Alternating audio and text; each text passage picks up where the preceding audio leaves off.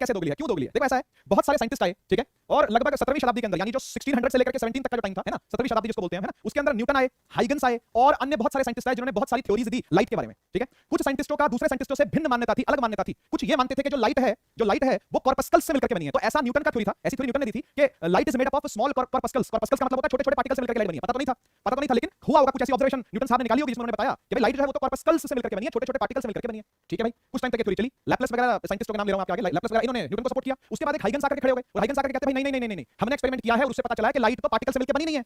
Particle तो किसी भी कॉर्पस्कल नाम की चीज से मिलकर के बनी नहीं है, ये तो एक वेव है, ये तो सिंपल एक एनर्जी है। जैसी एनर्जी साउंड होती है ना, वैसी ही एनर्जी लाइट है। जैसी एनर्जी साउंड होती है वैसी एनर्जी क्या है, लाइट है। अब आपने साउंड के बारे में थोड़ा बहुत पढ़ा होगा। साउंड के अंदर पार्टिकल क्या करता है, एक जगह पर खड़ा वाइब्रेट करता है, आगे तो नहीं बढ़ता।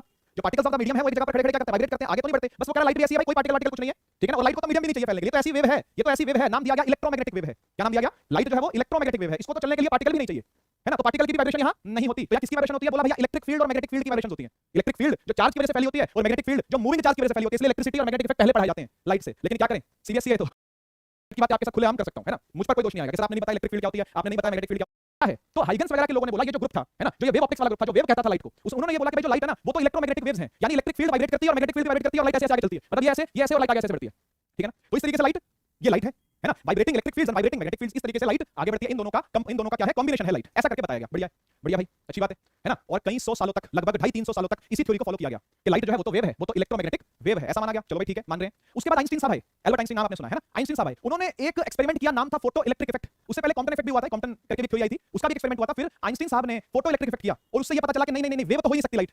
अब पता नहीं वेव है कि नहीं है, आइंस्टीन ने वेव वाली थ्योरी को भी खारिज नहीं किया, लेकिन उन्होंने ये पक्का बोला कि भाई ये तो पार्टिकल है, लाइट तो पार्टिकल है ना। और मैक्स प्लांक ने फोटोन थ्योरी दे दी। मैक्स प्लांक नाम के साइंटिस्ट ने क्या दे दी, फोटोन थ्योरी दे दी। उन्होंने बोला भाई जो लाइट है वो तो फोटोन से मिलकर के बनी है, उसके अंदर तो बहुत सारे पार्टिकल्स हैं। जो बात न्यूटन ने 300 साल पहले कही थी उसी बात को रिपीट करके उन्होंने बोला, लेकिन नए तरीके से बोला कि भाई ये तो एनर्जी के पैकेट्स हैं।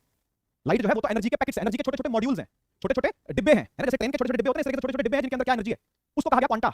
बहुत सारे होते तो क्वांटा बोला, एक होता तो बोला गया क्वांटम, वहीं से क्वांटम थ्योरी भी निकल के आई, वो कभी बाद में बात करेंगे उस बारे में, ठीक है ना। तो डुअल नेचर ऑफ लाइट यहां से स्थापित हुआ कि भैया रे थ्योरी को भी गलत नहीं किया गया और वेव थ्योरी को भी गलत नहीं किया गया, दोनों को साथ लेके चला गया, ठीक है ना। लेकिन लड़ाई बढ़ गई भाई, वेव वाले बहुत सारे इकट्ठे हो गए थे और रे वाले भी सपोर्ट करने लगे, बोलते नहीं न्यूटन भी ठीक था, ये भी ठीक था, वो भी ठीक था, देखो भाई लाइट तो रे है, बोलते नहीं भाई लाइट तो वेव है, ठीक है ना। तो फिर एक भाई साहब थे जो कि फ्रांस के प्रिंस थे, फ्रांस की रॉयल फैमिली का वो हिस्सा थे, उनका नाम था लुई डी ब्रोगली कहते हैं उसको, यहाँ पर।